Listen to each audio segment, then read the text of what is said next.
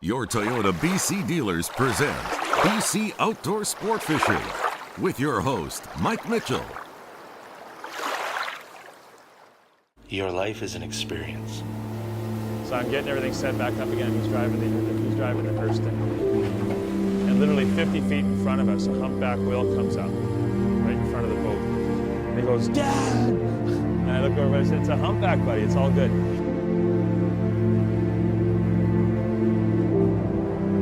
And about 2 minutes later, Let us be one of them. an eagle scoops down, grabs a rockfish out of a kelp bed, off it goes, and he was hooked. Your Toyota BC dealers present BC Outdoor Sport Fishing with your host, Mike Mitchell. BC Outdoor Sport Fishing is brought to you by Toyota dealers of BC, Yamaha, Duncanby Lodge, Rapala, Lowrance, Shockwave Seats, Port Boathouse.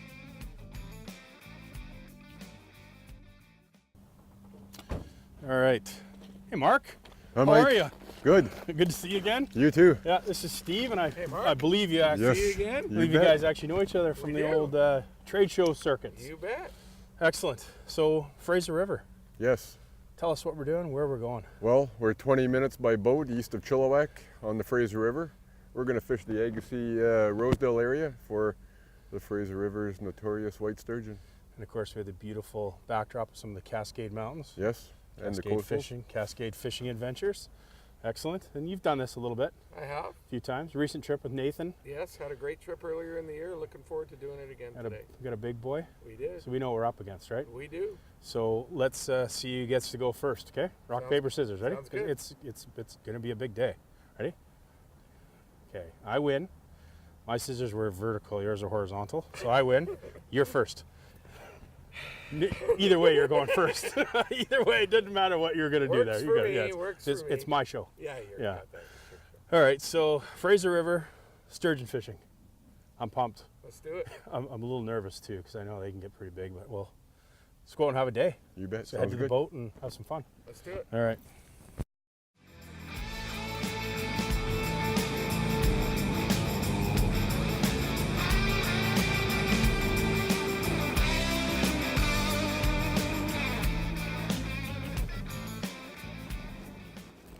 Come on, baby. Oh. I think I ate my Wheaties this morning. He's coming up. All right. I know.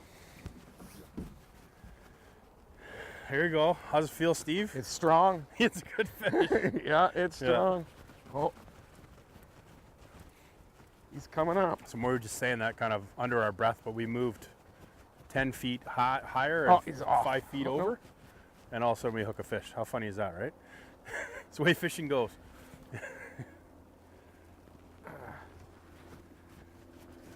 Good thing I have my fighting belt on. Do you want that? You want? No, there he goes. Oh! Oh! Yeah, just a. I think it's a shark. I'm good. Yeah. Good. Yeah.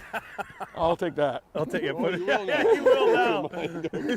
So it's a little bit different than what we were filming last year around this time, because it actually was right around this Yes. time we were out laughing our guts out chum fishing. Yeah, little Browns Bay, a little different. heavier. Yeah, a little heavier. Same kind of weather.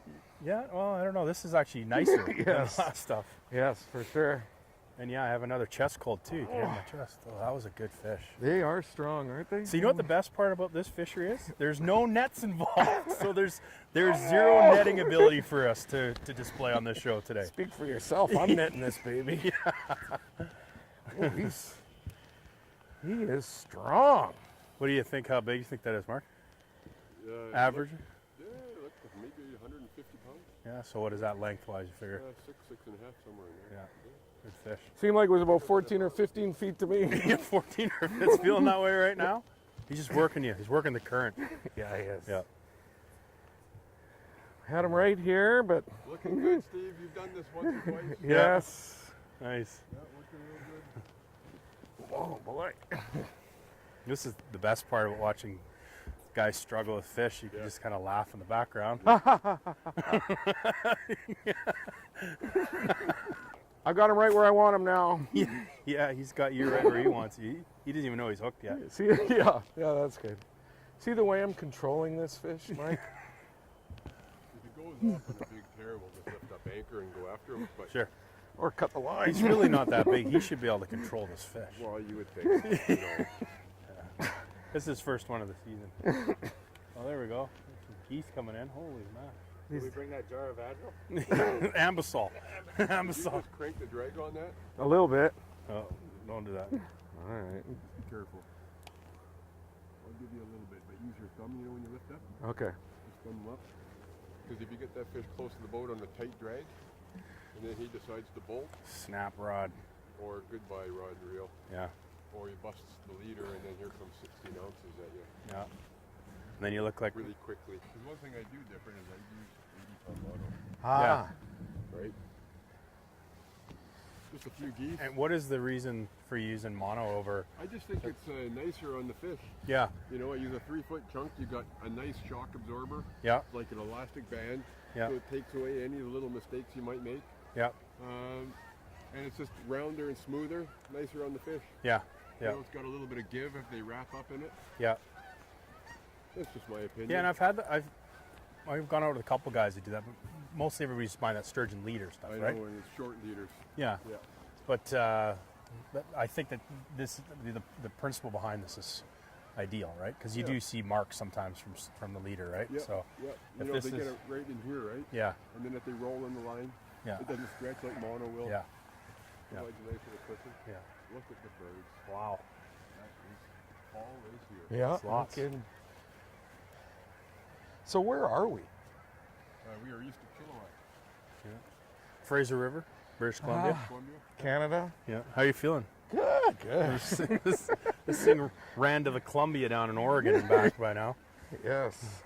Do you need help? No. Do I This need thing will help? probably be able to release them right side boat, Yeah, I think that's. which is kind of neat. I like that. Yeah, yeah. We'll put our camera guy in danger. Kirk, you're hanging over the edge. Of course, as you know, the handling Yeah. practices, nothing over 150 centimeters inside the boat. Yeah. Certainly a longer cycle. Yeah.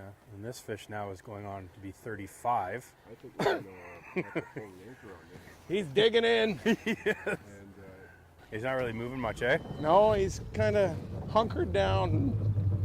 Good thing I stretched. Just slow him down a little bit here.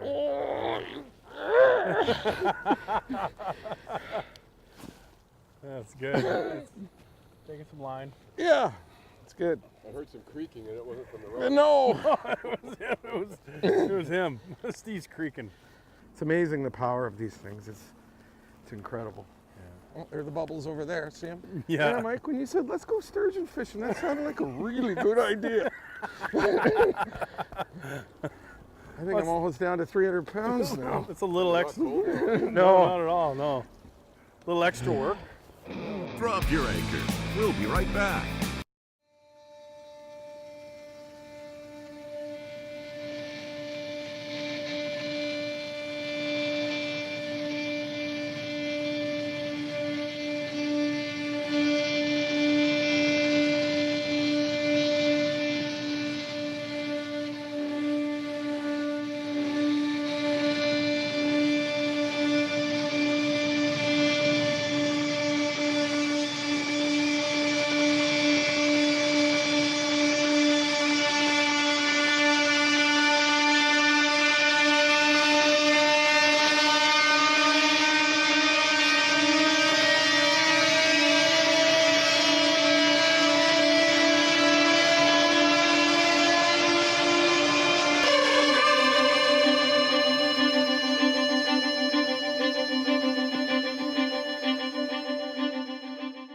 Closed captioning brought to you by the world-famous Duncanby Lodge, located in beautiful Rivers Inlet, British Columbia. Nice and steady. Yeah. Nice and steady. Yeah. Oh, Don't dude. forget to breathe. I'm coming, Dad.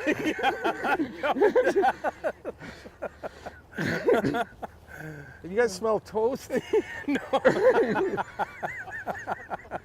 What your struggles? I'm struggling. Why is that? Oh, no reason. How long has this fish been on for? About 4 hours. Or 20 minutes or something. It's been on a while. So you say chum fishing next year? Yeah, I was thinking pink. Yeah, thanks. Pinks would be fun. It's way better just to criticize the other guy fishing. It is. It's really good. I'm glad I gave you the first one. Oh, Lord. Doesn't pay to be a rod hog, does it now? All that payback from salmon fishing, stealing the rods, beaking off at people. This is payback right here. Yeah, probably. You want some help? Yeah. No. Yeah, maybe. There you go, big guy. No, keep going. This is your fish. I definitely smell burnt toast right now. There he is. Saw him. About 100 feet down. You're getting there, Steve. You're getting there. Getting there, buddy. That's good stuff. How do you feel about Mike right now? I love the guy. Oh, yeah. Ready? Yeah, he's going to be a 6'10". Yeah. Look at the gills there. Beauty. There it goes. Wow. Wow. That was a lot of fun. Have a little enthusiasm. Trying to make it sound sincere. Wow. That was a lot of fun. Oh, you had it. Here it goes. Oh, yeah. That's a Little good roll. fish for you. Little. Oh, God. It just never stops. Learning with the pros. Brought to you by your Toyota BC dealers. All right, so here we are. It's early April. We're going to be going through a little bit of a pre-season checklist on one of our galvanized boat trailers. This is one of our easy loader boat trailers. So I prefer to start at the beginning of the season, going from tip to tail, make sure everything's looking good. So you want to take a look, make sure your coupler's looking good. On a newer boat trailer, everything should be fine. Older boat trailers, make sure that your ball is going to mate up to your trailer properly. You want to go through, check your safety chains. Anytime there's nuts and bolts, you want to make sure that the torque is right and that nothing's come loose over the season or even from last season. This boat trailer itself actually has a braking system. Not all boat trailers are going to have that, so be aware of the different parts and components for that. You want to take a look at your electrical plug, make sure that there's nothing caught inside it. Some plugs are going to look different depending on the type of braking that the trailer has, or a lot of boat trailers that are smaller don't have any braking at all. Keep on working your way down, again checking all your nuts, work your way up here to your boat winch. Try to pull out your boat strap the whole way, wind it back in, make sure there's no frays or anything worn over the season. Again, checking all your nuts and locks, make sure everything's safe. Check your rollers, all your protectors there. Then you can work your way down, check your tongue jack. Not all small boat trailers have a tongue jack, but if they do, again, wind it up, wind it down, make sure nothing's bent and that everything's working. If it has a grease nipple, give it a little bit of grease. Again, keep working your way down. You want to possibly look for some cracks. If you have a welded trailer, I mean, there's always a chance there could be something that's happened to it. Again, check everything here. Some trailers have bunks, some trailers have rollers. Checking all the nuts, make sure everything's set the way you need it. If you've bought a new boat, some adjustments may need to be made so that your boat mates up good. So as you work your way around the tail of your boat trailer, it's always good to take a good look, make sure everything that you have, your bunks or your rollers, everything's in alignment, see if there's any adjustments that need to be made. Then work your way over, check out your tail lights. Make sure that the bulbs are working, make sure the lenses aren't cracked. So as we work our way back from the tail light, we're going to get to the wheel area. So there's a good exterior visual that we can do here. We want to start at the top of our tire, we want to check our tread. We want to look at our sidewall, make sure there's no weather checking or anything that looks bad. Work our way down. We want to look at our rim, make sure there's no grease or oil or anything showing. You want to check the torque on your wheel nuts. And then from there, the inside of the tire, you're going to have some trailers that have brakes, some that don't. Those that do, you're going to want to be able to understand what your trailer has and be able to pull a tire off and do a good inspection. If you do all that, you're going to have happy trailering for the summer. For more tips like this, check us out on next week's episode. Drop your anchor. We'll be right back.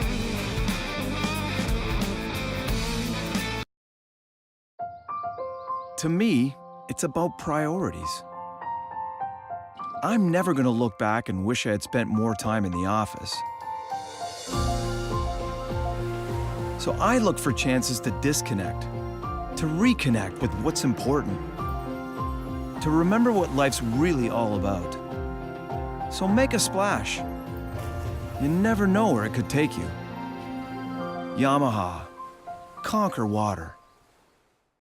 Welcome back to BC Outdoor Sport Fishing. Big shoulders on that baby. Even though it's quite short, it's got big shoulders. He shut his mic off for me.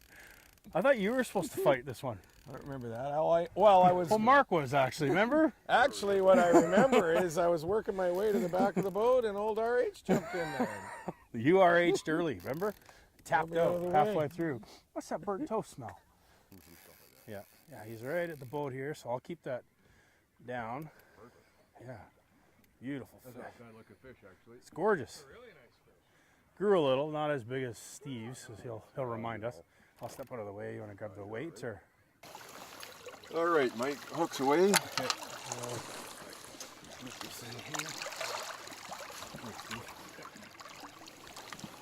Not another hook mark in this fish's mouth. Oh, beautiful. Yep. So maybe a untouched fish. Yeah, not recently. Looks like he's got a bit of feed in here. You see some lumps in his belly. Yeah. Yep. Roll him over. Yep. You tell me anything. Little hitchhiker. Yeah. There we go. Nope. All right. He's gonna go. Yeah. Nice. Thanks, Mark. That's awesome. Yeah. Yeah. Well, you couldn't have asked for a better time for being on the drone. No kidding. No kidding. That was pretty lucky. Even for a fish about half the size of the one I caught, it's still a pretty good fight. Here he is.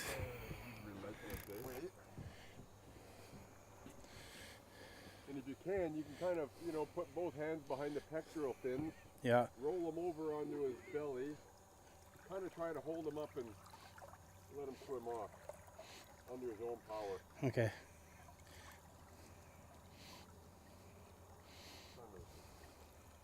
Feels good. Quite a little bit better on this one.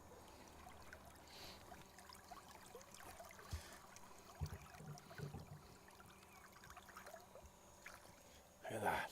There he goes. Oh, so cool. Nice That's work. awesome.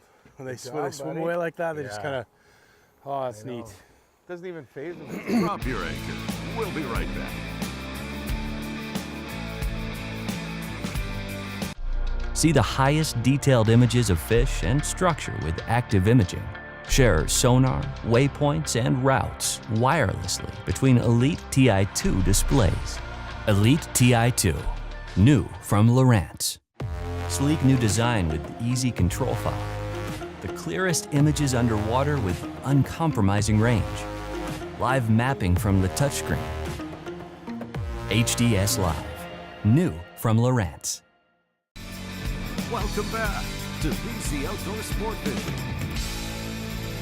And now, here's a look at today's tackle and gear.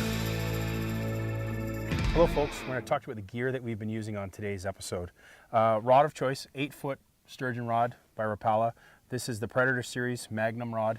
Again, heavy action, supple tip, so you got to be able to see the bites because there's sometimes they're very finicky, right? So you got to watch that bite. Reels are just large capacity level wind reel. Most brands have them, so they're out there. The line of choice today is 130-pound Suffolk's. And I was going to say, you got a good brand of line on here, right? Yeah, I really enjoy the Suffolk stuff. It's durable. Yeah, it's good. Then let's talk about, we can go down to the setups here, because that's really where there's so many varieties. Like I said, I've seen guys in run from 16 beads to no beads, right? So it's always different. Every time you go with somebody, you're like, oh, okay, let's see their setup, right? Well, I keep it very simple. It is a simple rig. We have the cross-lock swivel on here. So we have a sliding weight system, all right? So that when the sturgeon does pull and bites on it, the bite transmits directly to the tip. Yeah. He's not pulling the weight around. Yeah. I use just one simple bead, and that's just to stop the cross-lock swivel from hanging up on the knot of the line. Perfect. A simple barrel swivel, and then I prefer to use about 3 feet, maybe sometimes a little bit longer, heavy monofilament line. Yeah, and we talked about this before. You were like, yeah, I don't know, some guys use this one, but this is kind of neat because there's reasons that you're using this, right? Well, yeah, I like the mono because you got some elasticity to it, a little bit of shock value there. Makes up for a little bit of angler error, especially when you got a fish close to the boat and the fish darts off. Yeah. It's fairly cheap to use. I change my leader after every fish. Yeah, which is key. Yeah, right? You don't want to lose a fish of a lifetime just because you're lazy and absolutely. Yep. And this is just my opinion. I just think that this nice round, smooth monofilament that stretches is just nicer on the fish's face. Yeah. You know, they do roll around and thrash around, and I just feel it's just a little bit nicer on them instead of having some tight line on them. So. Yeah. Then hooks of choice today, Gamakatsu. What 9 size? odd. 9 This odd. is a 9 odd. Yep. And barbless, right? I crimped the barb myself on them. So you know, so you know that they're there, right? And simple knot. And variety baits today.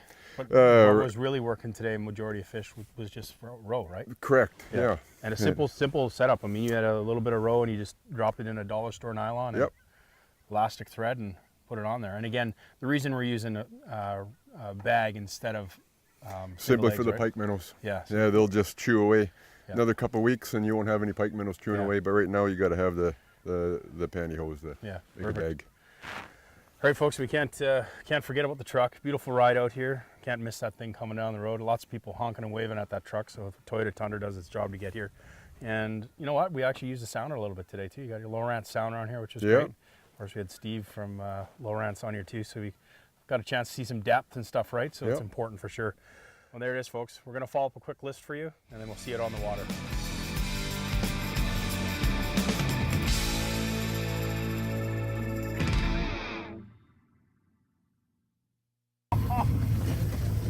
Yeah, he is.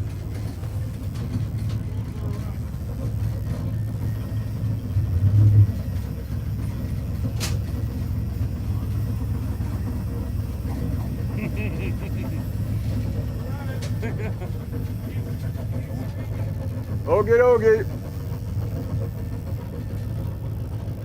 That's one of those infants. Don't be so hard on yourself. Oh, Jesus, he's way out there. That's him. Yes, it is. You need to start reeling, Chief. I think that's him. That is him. Here, let me put you on high speed. Oh, there we go. Put you on Usain Bolt speed here. Yeah.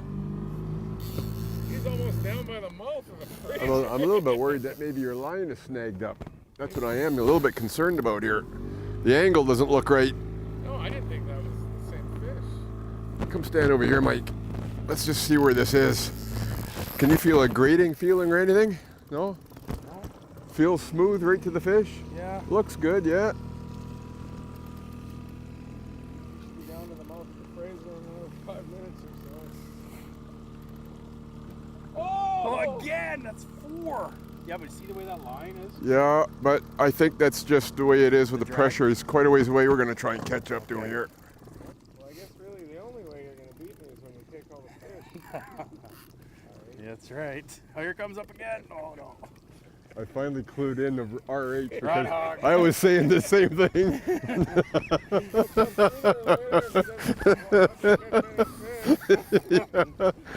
The minute Mark said, oh, here's one, you ran to the front of the boat. It's on camera.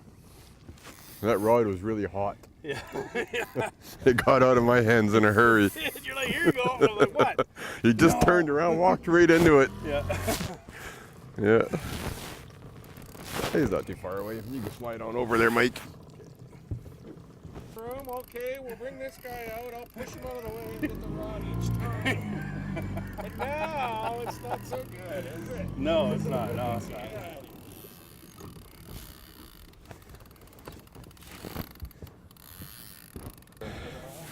Okay, Mike.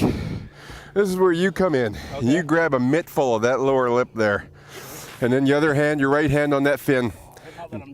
Okay, get him on his back, keep his snout down along the water line. And then I'll put her in gear. Look at this. He's coming up. Look at this. Look at the size of this thing. How big is it, Mark? What's the length? This fish there is going to make right around the 7-foot mark. Ah, nice. Steve, can you take a picture? Just hang into her there, Chief.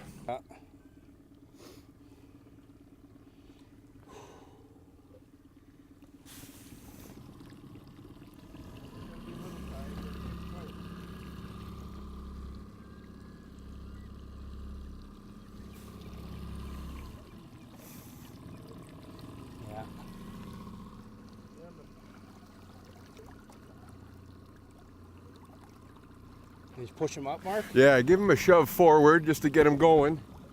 Just kind of really, just push him forward. And he'll go. Oh, look at that. Oh, Nice job, buddy. oh boy, I'm tired. Nice. Nice fish, Mike. Well done. I think I got you. Well, total length. Depends where you're measuring from. All right, well, that fork. Down, around, loop, and up through? Yes. All right. That was a nice fantastic. fish. Yeah. That might be close to the biggest one, Mark. Best fight. Oh, yeah? That was a great fight. That thing came out of the water, what, 4 times? Yeah. And then just got to the boat a couple times. And thank God you said the weight was there, because I was done. Yeah. Like, my arms were falling off. I was so tired. I'm like, oh, the weight's okay. I can do this now. All right. Unbelievable. Thank you so much for having us, Mark. You're very welcome. It's been a real pleasure. Enjoyed myself today. Yeah. Really did. Great. Steve. Good to see you again, Steve. Again, Thanks, next year, well, maybe this is better than chum fishing. I don't know. Yeah. It's pretty good. Weather turned out nice. Awesome. But thanks, guys. I really appreciate it. You bet. And thank you, folks, for joining us on BC Outdoor Sport Fishing. We look forward to having you join us on a future episode. BC Outdoor Sport Fishing is brought to you by Toyota Dealers of BC, Rapala, Yamaha, Port Boathouse, Lowrance, Duncanby Lodge, Shockwave Seats. BC Outdoor Sport Fishing is also brought to you by